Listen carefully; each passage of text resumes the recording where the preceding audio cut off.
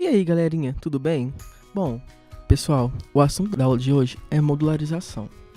Ou seja, iremos falar sobre módulos e subrrotinas.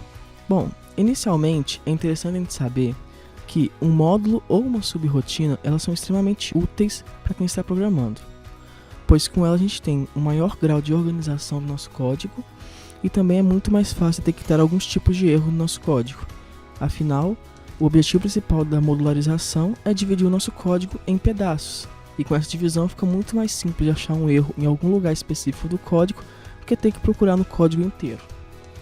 Bom, além disso, tem também a questão de organização.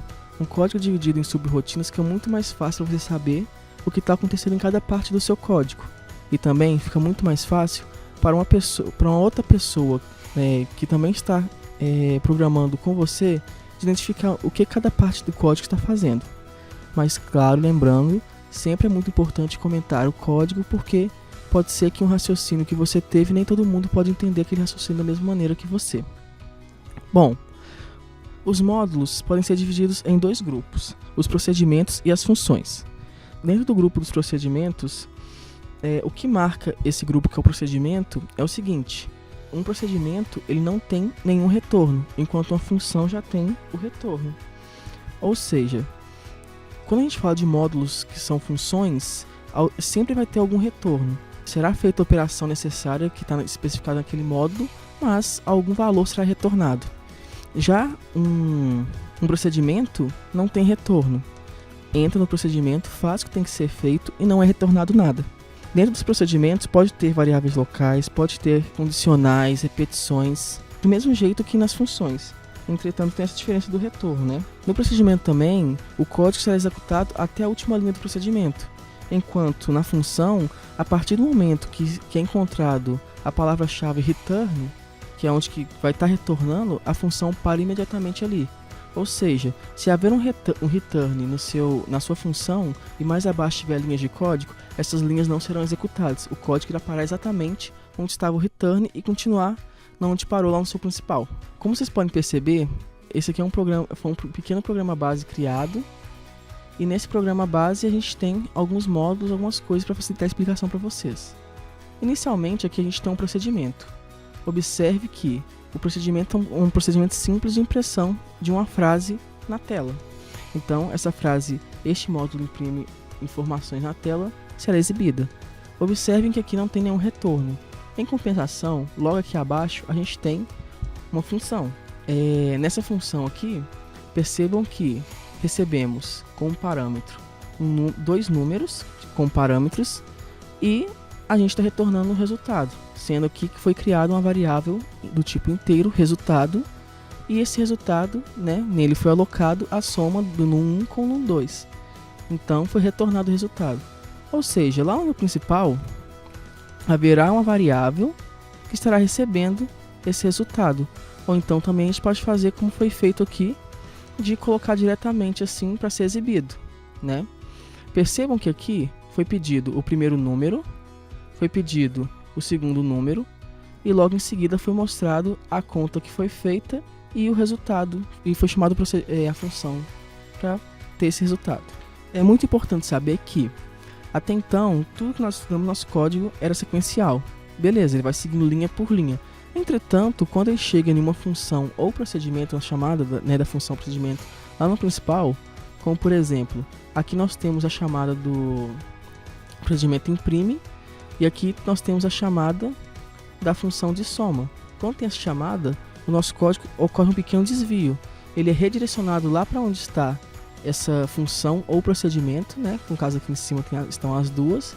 É feito o que está especificado aqui dentro e logo depois volta para o código, onde é seguido sequencialmente o nosso código como sempre foi. Bom, vale lembrar também que uma função ou um procedimento, eles têm algumas peculiaridades como já foram ditas, mas também, por exemplo, uma função um procedimento não retorna nada, porém uma função pode retornar não só inteiros, double, bool, essas coisas, como também pode retornar matrizes, pode retornar vetores. Aqui tem um outro exemplo de função. Nessa função, percebam que estamos recebendo um nome, que é uma variável, tem aqui um nome que é do tipo string, né, que a variável chama nome, mas é do tipo string, e também a gente tem aqui recebendo um vetorzinho com nomes. O que está sendo feito aqui? Temos um for, né, que irá rodar a quantidade que é o tamanho do vetor de nomes menos 1, porque a quantidade de vetor de nomes vai rodar enquanto for menor que a quantidade de vetor de nomes, porque aqui a gente tem a posição 0 no nosso vetor. Aqui está sendo nesse local está sendo verificado o nome. Se aquela posição do vetor, o nome que está ali, é igual ao nome que a pessoa digitou, que está procurando. Se for igual, vai retornar true, verdadeiro. Se for falso, né, vai rodar isso aqui até que chegue aqui e retorne falso. Por quê? Por ser do tipo booleano, a gente vai ter um retorno verdadeiro ou falso. Também é interessante perceber que o seguinte: caso entre dentro dessa condição aqui seja verdadeiro, esse resto aqui não será executado. Daqui já acaba a nossa função e volta ao principal. No principal pode ser percebido uma parte onde preenchemos o vetor de nomes, que é mais acima. Preenchemos o vetor de nomes, pedimos ao usuário para digitar um nome, ele digita esse nome e esse vetor é preenchido. E logo em seguida é pedido ao usuário o nome que ele deseja procurar, e é passado o vetor e o nome que ele quer procurar para esse procedimento booleano. Isso é retornado verdadeiro ou falso, que a partir de então a gente sabe se o nome está no vetor ou não, pois de acordo com o que está lá em cima no procedimento, se for encontrado o nome, vai retornar verdadeiro, se não, vai retornar falso. Também é interessante observar que podemos retornar também matrizes de uma função. Por exemplo, se haver necessidade de eu criar uma matriz em algum procedimento ou em alguma função, criar uma matriz em alguma função e querer retornar ela, eu consigo fazer isso. Sendo que, vamos observar essa função, que retorna uma matriz.